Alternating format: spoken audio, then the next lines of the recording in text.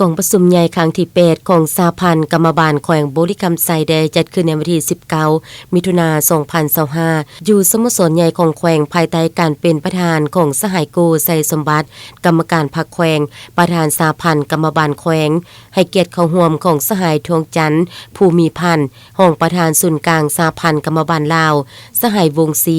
ทองศรีทิปัญญาคณะประจำพรรคแขวงประธานแนวเหล่าสร้างชาติแขวงผู้สินำองค์การจัดตั้งมหาชนมีผู้แทนสมบูรณ์เข้าร่วมทั้งหมด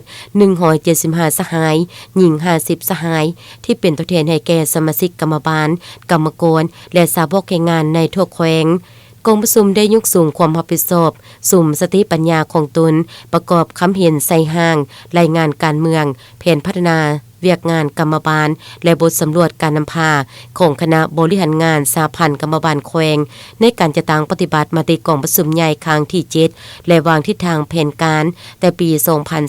2026-2030บทสรุปแผนพัฒนาเวียกงานกรรมบาลครั้งที่2และแผนพัฒนาเวียกงานกรรมบาลครั้งที่3ที่เสนอโดยสหายศรีสมพรอินทวงศ์ห้องประธานสหพันธ์กรรมบาลแขวงบุรีรัมย์ไซ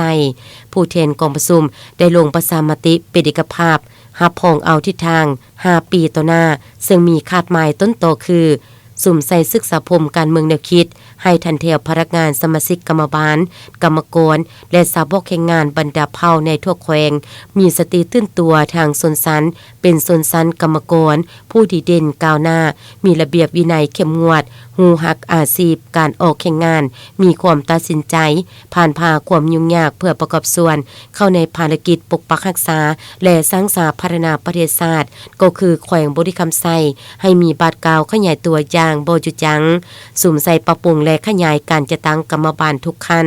ทุกแขนงการทางภาครัฐและเอกชนให้มีความเข้มแข็งทางด้านปริมาณและคุณภาพสู่โซนขยายสมาชิกกรรมบาลในทุกโครงเขตให้ได้ตามคาดหมายสู่โซนที่กำหนดไว้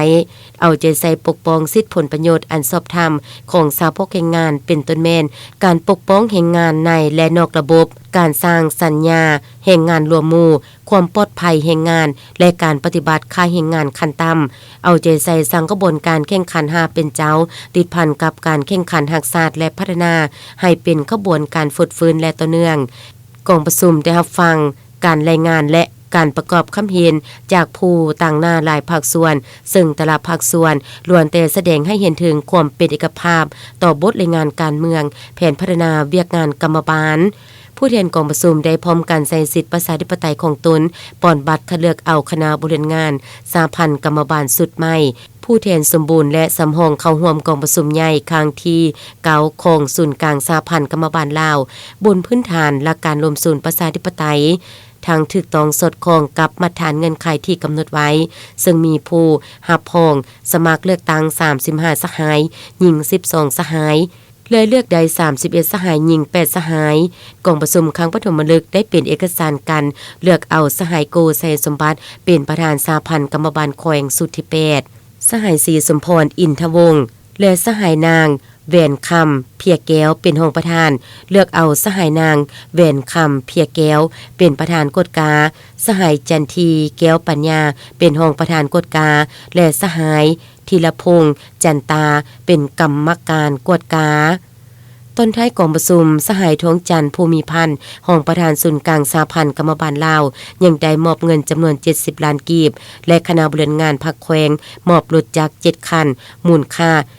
108.5 ล้านกีบให้สหพันธ์กรรมบาล7เมืองภายในแขวงเพื่อเป็นการประกอบส่วนเข้าในเวียกงานในต่อหน้า